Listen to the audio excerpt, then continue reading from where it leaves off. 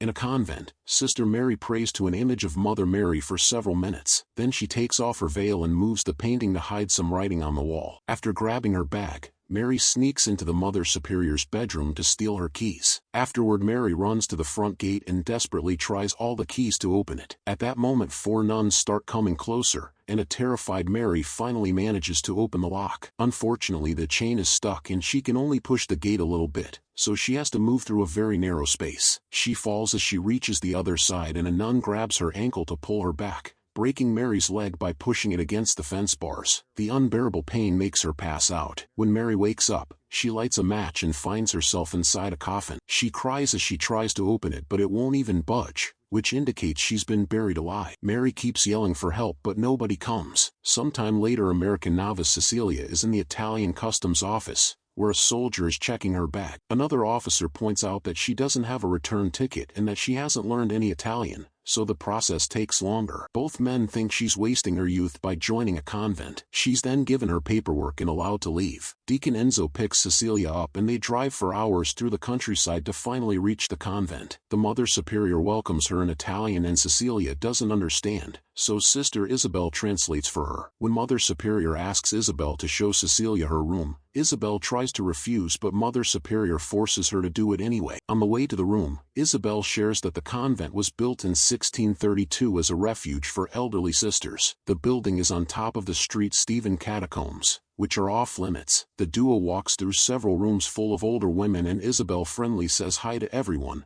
only to then tell Cecilia about the nun who will die next week because of a tumor. Cecilia is shocked by how casual she speaks about it, and Isabel explains that death is part of the convent's everyday life. When an elderly nun with dementia named Francesca asks about her father, Isabel brings her alone while telling Cecilia that it's better to play along with her delusions unless they get violent. Cecilia stops walking to listen to the choir and notices a nun staring at her. Isabel then drags her to her new room while sharing the schedule. When Cecilia says she's honored to serve, Isabel calls her sweet as an insult and warns her that this is a hard place to live in. Later, when Cecilia is using the toilet, Gwen suddenly bursts into smoke in secret. They start chatting and Cecilia shares that her previous parish closed because of low attendance. She was then recruited by Father Tedeschi, who according to Gwen is very talented at runaways. In the evening, a special service is held so the novices can finally take their vows. The girls walk down the corridor with candles in their hands and Cecilia finally gets to meet Father Tedeschi in person. Cardinal Franco gives mass and talks to each novice individually. Tedeschi has to translate his words to Cecilia before she receives her rosary. She is happy to take the vows but hesitates a bit before kissing Franco's ring. Afterward, there's a dinner party to celebrate the new sisters. Cecilia chats with Tedeschi, who admits he liked science when he was younger but eventually God showed him a path. In return, Cecilia shares that when she was 12 she went to play on the frozen river. Unfortunately, the ice broke and she fell into the extremely cold water. The paramedics managed to save her after her heart stopped for almost 7 minutes. She believes God saved her for a reason and she wants to find out why. When Cecilia goes to the bathroom, she hears a strange sobbing voice. She follows the noise to the chapel and finds a woman praying on the floor of a room behind the altar. Cecilia comes closer to check on her and is shocked to see the woman's face covered by a weird red mask. Suddenly Cecilia is startled by a presence,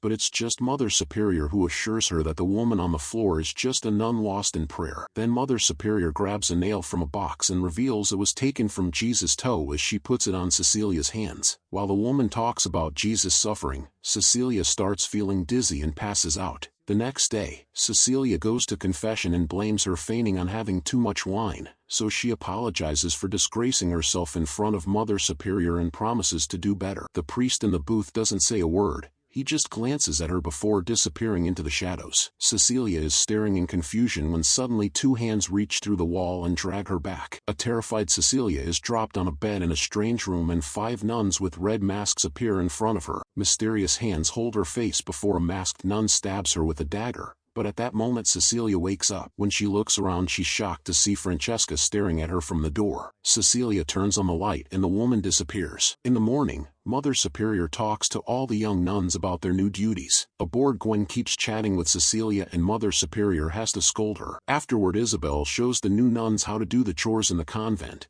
including washing the bedridden elderly, doing the laundry, and killing the chickens for dinner. As days pass, Gwen and Cecilia become close friends and they have fun together during their chores. although they also have to watch many old nuns die. One day Cecilia notices Isabel staring at her from afar, but she quickly disappears. That night, Cecilia wakes up when she feels something and discovers Francesca cutting some of her hair. Francesca calls Cecilia blessed and says everyone adores her, but Cecilia doesn't understand her Italian. Then Cecilia takes Francesca to the infirmary and tucks her in, not realizing that she's being called Saint Cecilia. The blankets aren't big enough to cover Francesca's feet, and Cecilia takes a closer look to find strange scars shaped like crosses. The following day Cecilia tells Gwen everything that happened and admits this place isn't what she expected. However, Gwen says this is better than her last place. There was a boy who kept hitting her, so she hit him back, and as punishment Gwen was sent to a support group led by nuns. They were her inspiration to become a nun. Suddenly Cecilia throws up, so she goes to see Dr. Gallo, who runs some tests. While waiting for the results, Cecilia hears a noise and looks outside to find a masked nun wandering. At that moment a crow crashes on the window and startles Cecilia into looking away. After a quick look at the bird's body, Cecilia follows Mother Superior to the office where Franco, Tedeschi, and Gallo are waiting for her. A very angry Franco demands to know if Cecilia has been with a man, and she swears she hasn't. Gallo confirms that when she arrived, he examined her and noted that she was still intact down there. Mother Superior adds that they haven't had any visitors lately before hiding Cecilia's red file in a drawer. Then Cecilia is taken to the infirmary and Gallo uses an ultrasound scanner to reveal that she's pregnant. After the initial shock, Franco declares that this child was conceived without sin and is a miracle. However, Cecilia can only stare at the screen in horror. Later Cecilia asks Tedeschi why she was chosen. Tedeschi points out that this could be the reason why she was saved as a kid and reminds her that the meek shall inherit the earth. Afterwards Cecilia is given special ceremonial clothes and taken to the chapel so all the nuns can sing their praises to her. 5 months later, Cecilia wakes up with morning sickness. She coughs out blood and is shocked to discover she's lost a tooth. Then she goes to breakfast and everyone stands up in her presence except for Gwen. Cecilia is given good food and told not to work because she must concentrate on the baby. Gwen mockingly says that they'll start to call her Mary. Later Cecilia is relaxing in the bathing pool when suddenly Isabel pushes her underwater, trying to drown her. After some struggle, Cecilia manages to bite Isabel's hand and frees herself, but Isabel jumps on her and pushes her down again, saying it was supposed to be her. At that moment the nuns come in and drag Isabel away as she screams that they should try with her again. Afterwards Cecilia goes to the infirmary and Gallo confirms the baby is fine. She mentions what Isabel said and asks for an explanation,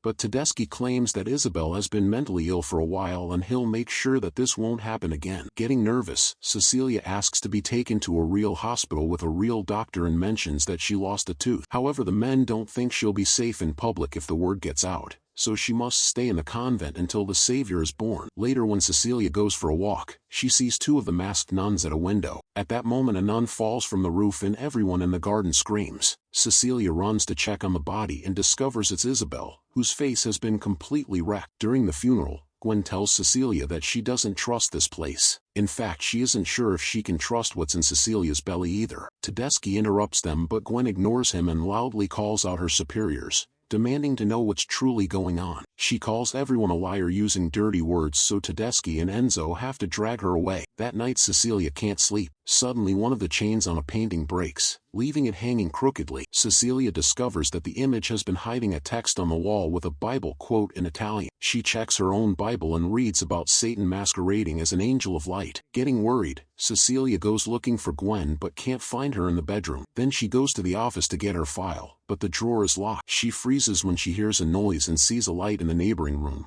but luckily it quickly disappears. When Cecilia finds a knife, she uses it to finally open the drawer and get her file. There's a newspaper article about her accident and some DNA test results. Suddenly Cecilia hears Gwen yelling and follows the noise outside. Her voice comes from behind a wooden door and Cecilia peeks in through the keyhole. Gwen has been strapped to a chair and the masked nuns are using tools to cut off her tongue. A terrified Cecilia steps away and someone catches her from behind, but it's just Francesca, who gives her an amulet that she made with her hair. Cecilia asks her to help her leave, only for Francesca to tell her in English that she'll never leave the convent. The next morning everyone wakes up when they hear Cecilia screaming. The superiors run to her room and find her belly bleeding. Today is Galler's day off, so Mother Superior wants to take her to the hospital. At first Tedeschi refuses, but Cecilia keeps begging for her life, so he takes her to Enzo's car. After the group leaves, Mother Superior prays in Cecilia's room. At that moment she sees a feather on the floor and looks under the bed to find the dead chicken that Cecilia used for her fake bleeding. On the road, Tedeschi gets a call informing him of the truth and makes Enzo stop the car. Cecilia realizes the truth is out and tries to run away,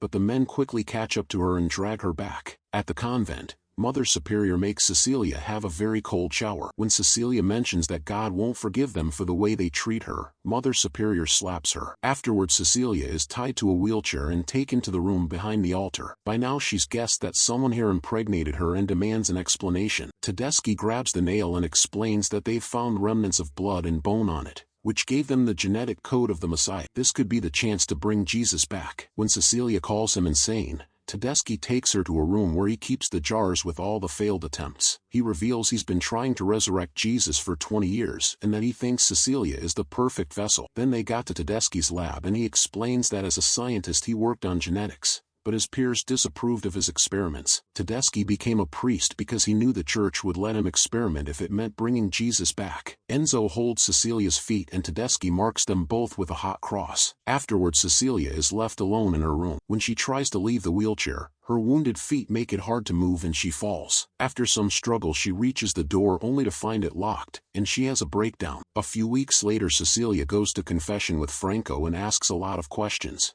but Franco doesn't answer a single one. While talking, Cecilia plays with her rosary and breaks a nail. She then pulls it off and finds her finger covered in a sticky substance. Franco finally talks to point out that if this wasn't God's will, then he would have already stopped them. A few days before the expected date, Gallo does another ultrasound and confirms that the child is moving. Gallo then goes searching for some medicine and leaves the door open. Cecilia uses the chance to grab a crucifix and repeatedly hits Mother Superior on the head until she's dead. When Cecilia leaves the room, she feels something wet and discovers that her water broke. Moments later, on the balcony, Cecilia surprises Franco from behind and starts choking him with her rosary. Eventually Franco drops dead and is seen by Gallo, who immediately runs away. After taking Franco's lighter, Cecilia goes to the chapel and feels her first contraction. Refusing to give up, she grabs the holy nail before rushing to the lab, where she spreads ethanol all over the floor and equipment. At that moment Tedeschi shows up and tries to come closer, but Cecilia pulls out the lighter. Tedeschi tries to make her see reason,